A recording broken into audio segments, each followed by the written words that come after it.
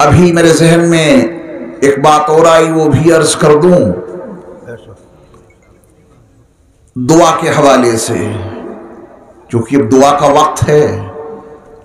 دعا کے حوالے سے بس ایک بات ذہن میں رکھیے گا کہ جب ہم آپ دعا کرتے ہیں تو اس وقت کچھ لوگ بہت بڑا گناہ بھی ساتھ میں کرتے رہتے ہیں۔ دعا کے وقت کا سب سے بڑا گناہ کیا ہے؟ اس کو یوم عرفہ اور میدان عرفات میں برپا ہونے والے سب سے بڑے گناہ کے حوالے سے آپ آسانی سے سمجھ جائیں گے۔ حاجی حالت احرام میں ہوتا ہے، حج کی نیت سے جاتا ہے، زبان پہ تلبیہ جاری ہے، عرفات کے میدان میں 9 تاریخ کو موجود ہے۔ اس دن کا یہ سب سے بڑا گناہ کون سا کر سکتا ہے؟ اس دن کا سب سے بڑا گناہ یہ ہے کہ وہاں پہنچ کر کے بھی وہ اللہ کی رحمت سے مایوس ہو جائے، اسے شک ہو جائے، نہیں معلوم کہ میرا اللہ مجھے معاف کرے گا یا نہیں۔ یہ شک اس مقام کا سب سے بڑا گناہ ہے۔ تجھے تیرے رب نے بلایا اسی لیے ہے کہ معاف کر دیں، وہ پھر بھی شک کرتا ہے۔ یہ اس میدان عرفات کا حالت احرام میں تلبیہ کے پڑھنے کے ساتھ کا سب سے بڑا گناہ ہے۔ وہاں جاؤ تو اس یقین کے ساتھ کہ میرے رب نے جب بلایا ہے تو معاف ضرور کر دیں گے۔ میرے ایمان والے بھائیوں، آپ کو بھی آپ کے رب نے یہاں بٹھایا اس لیے ہے کہ وہ آپ کو معاف کر دے۔ تو دعا کس یقین کے ساتھ مانگیں گے کہ مغفرت کی بھیک ضرور ملے گی، ہمیں معافی ضرور ملے گی۔ ہم دعا مانگنے کے وقت میں بھی اگر اس شک میں پڑ گئے کہ پتہ نہیں میرا رب مجھے معاف کرے گا یا نہیں، تو ابھی دعا کے وقت کا یہ سب سے بڑا گناہ بن جائے گا۔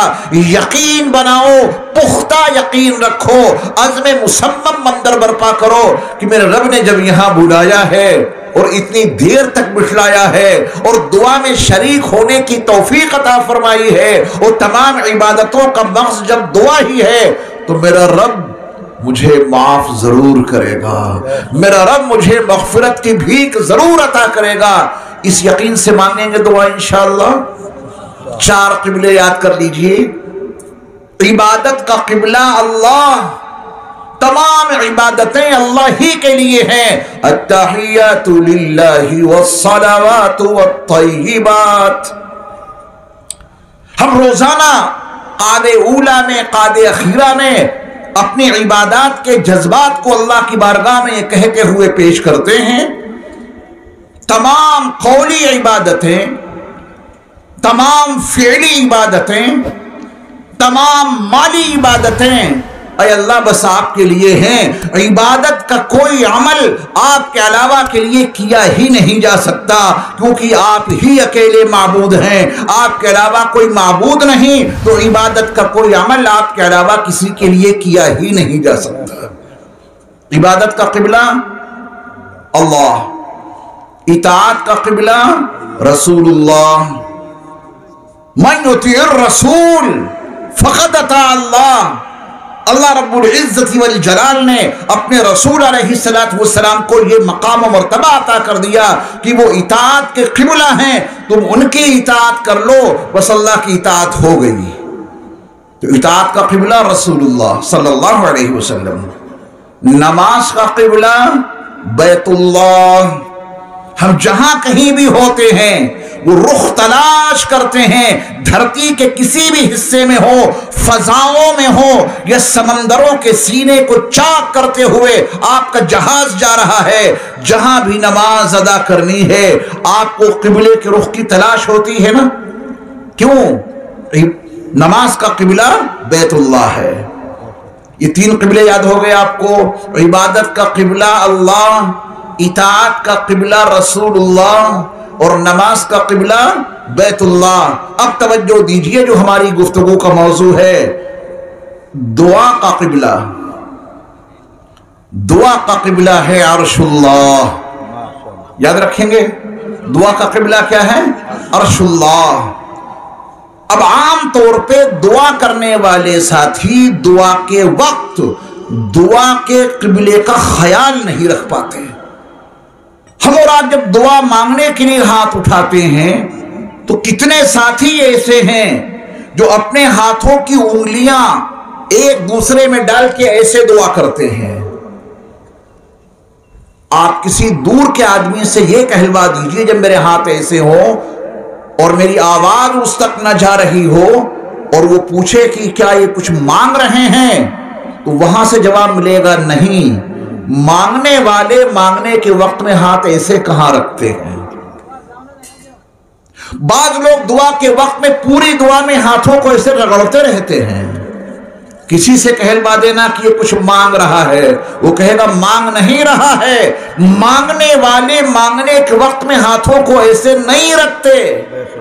ہم سے اور آپ سے سمجھدار دنیا کا فقیر ہے. یہ دنیا کا فقیر جب فقیروں سے مانگتا ہے تو ہاتھ ایسے کر دیتا ہے، صاحب اس میں کچھ دے دو.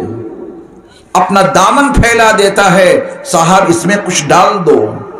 کاسے گدائی پھیلا دیتا ہے، صاحب اس میں کچھ دے دو.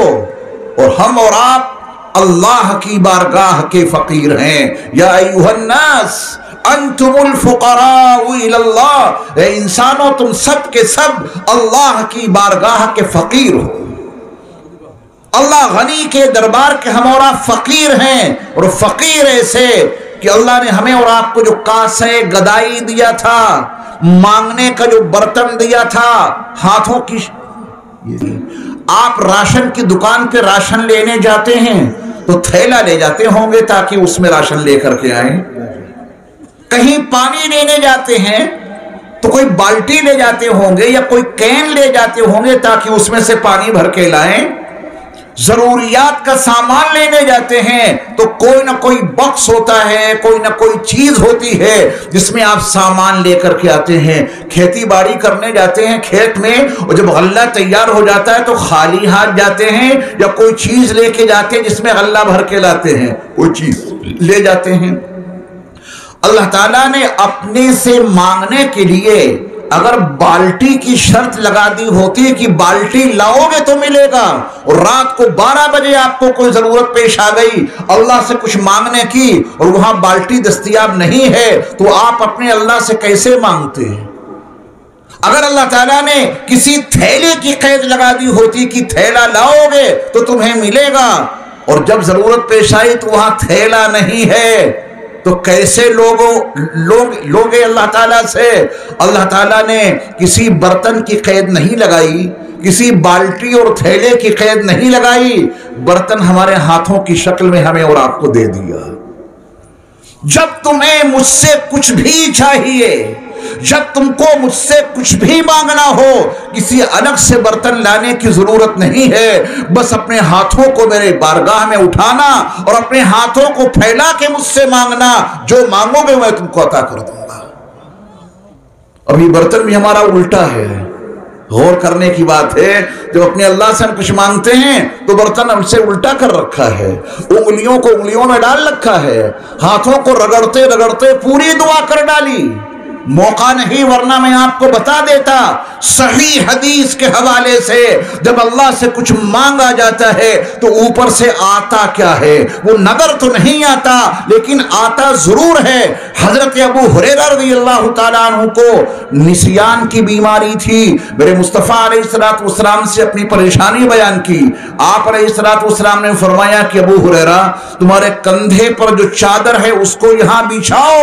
میرے مصطفیٰ علیہ الصلوۃ والسلام نے وہ چادر بچھوا کر ابو ہریرہ کے لیے اپنے رب سے کچھ مانگا ہے. اپنے اللہ کی بارگاہ میں ہاتھ اٹھائے، میرے رب نے اپنے رسول کی مانگ پوری کر دی، عرش سے وہ چیز بھیج دی، میرے مصطفیٰ کے ہاتھوں میں وہ چیز آ گئی. آپ علیہ الصلوۃ والسلام نے اپنے ہاتھوں میں عرش سے آئی ہوئی اس عظیم نعمت کو ابو ہریرہ کی چادر پہ ڈال دیا. ایسے کر کے نظر نہیں آ رہا لیکن وہ چیز منتقل ہو رہی ہے. اور پھر میرے مصطفیٰ علیہ الصلوۃ والسلام نے فرمایا کہ ابو ہریرہ اب یہ چادر اٹھاؤ اور اپنے سینے سے لگاؤ. ابو ہریرہ رضی اللہ تعالی عنہ نے وہ چادر اٹھائی اور اپنے سینے سے لگائی. अर्श से आई हुई वो नेमत मेरे मुस्तफ़ा के हाथों के हवाले से उस चादर पर पहुंची। और जब वो चादर अबू हुरैरा रज़ियल्लाहु ताला अन्हु अपने सीने से लगाते हैं तो अल्लाह की वो अजीम नेमत उनके सीने में मुंतकिल हो गई। अबू हुरैरा रज़ियल्लाहु ताला अन्हु कहते हैं, इसके बाद जो सुना वो हमेशा के लिए महफूज रहा। इसके बाद में कभी कोई चीज भूल न सका। सन 7 हिजरी में अबू हुरैरा रज़ियल्लाहु ताला अन्हु ईमान लाए थे। तकरीबन 3 साल नबी सल्लल्लाहु अलैहि वसल्लम की सोहबत में रहने का मौका मिला। हदीसें कितनी मरवी हैं? सबसे ज्यादा। आप बताएं, इसमें कसरते हदीस की रिवायत में तमाम सहाबा में सबसे ज्यादा हदीस को रिवायत करने में हजरत अबू हुरैरा रज़ियल्लाहु ताला अन्हु मुक़द्दम हैं। इसमें अबू हुरैरा रज़ियल्लाहु ताला अन्हु का कमाल है या मेरे मुस्तफ़ा अलैहिस्सलातु वस्सलाम के मोजिज़े का कमाल है? तो इसलिए जब दुआ मांगे, आपको सुन्नत मालूम होगी कि दुआ से फारिग होकर अपने हाथों को कहाँ मले? अपने चेहरे पर। क्यों? इसमें अनवार आए हैं। आपने अल्लाह से मांगा है, बरकतें आई हैं इसमें। अल्लाह के इन अनवारों बरकत को अपने चेहरे पे ऐसे मल लो। लेकिन जिन्होंने ऐसे कर रखा है, पूरी दुआ में ऐसे हाथों को कर रखा है, उनको मलने से कोई फायदा मिले तो बता दीजिए आप मुझे। जिन्होंने पूरी दुआओं में हाथों की ऐसी रगड़ाई की है, उनके हाथों में क्या आया? इसलिए 4 क़िबले याद रखिए। इबादत का क़िबला अल्लाह, तमाम इबादतें सिर्फ अल्लाह के लिए। इताअत का क़िबला रसूलुल्लाह, तमाम इताअतें रसूलुल्लाह सल्लल्लाहु अलैहि वसल्लम के लिए। नमाज का क़िबला बैतुल्लाह, कायनात के किसी भी हिस्से में हो अगर नमाज अदा करनी है तो बैतुल्लाह का रुख करना जरूरी है। दुआ का क़िबला अर्शुल्लाह। जब दुआ मांगे तो हाथों की हथेलियां अर्श की तरफ रहनी चाहिए। वफ़िस्समाई रिज़्क़ुकुम वमा तुअदून। ये रिज़्क़ कहाँ है? आसमान में या जमीन में? आसमान में रिज़्क़ है हमारा और आपका। ये तो उनका करम है कि वो आसमान से उतार के जमीन से निकाल देते हैं। ये उनका फजल है, उनका करम है। तो हमारा जिधर रिज़्क़ है आसमान में, जहां से फैसले आते हैं ऊपर से, जहां अल्लाह का अर्श है, उधर ही मांगने के लिए हमारे हाथों की हथेलियां होनी चाहिए। करेंगे इसकी कोशिश इंशाअल्लाह। अब दुआ करने में उंगलियों में तो नहीं डालेंगे, दुआ के वक्त में हाथों की रगड़ाई तो नहीं करेंगे। ऐसे मांगो जैसे मांगने वाले मांगने के वक्त में अपने हाथों को रखते हैं। दुनिया का कोई फकीर मांगने के वक्त में वैसे हाथ नहीं रखता जैसे हम और आप अल्लाह से मांगने के वक्त में रखते हैं। फकीरों की तरह मांगो और इस यकीन से मांगो ये गुनाह ना हो जाए दुआ के वक्त। अगर ये शक पैदा हो गया कि पता नहीं मेरा रब मुझे माफ करेगा या नहीं, मैं बड़ा गुनहगार हूं, पता नहीं अल्लाह मेरी मग़फ़िरत करेगा या नहीं, अगर ये शक है तो मग़फ़िरत मांग क्यों रहे हो? अगर ये शक है तो माफी तलब क्यों कर रहे हो? उसकी बारगाह में इस यकीन से माफी तलब करो, अल्लाह से इस यकीन के साथ में इस्तिग़फ़ार करो, अल्लाह से अपने गुनाहों की मग़फ़िरत इस यकीन के साथ में करो कि वो ज़रूर माफ़ करेंगे। वो इस्तिग़फ़ार करने वालों से बड़ी मोहब्बत रखते हैं। अल्लाह मुझे और आपको कहने सुनने से कहीं ज़्यादा अमल की तौफ़ीक़ अता फ़रमाए। व आख़िरु दावाना अनिल हम्दुलिल्लाहि रब्बिल आलमीन।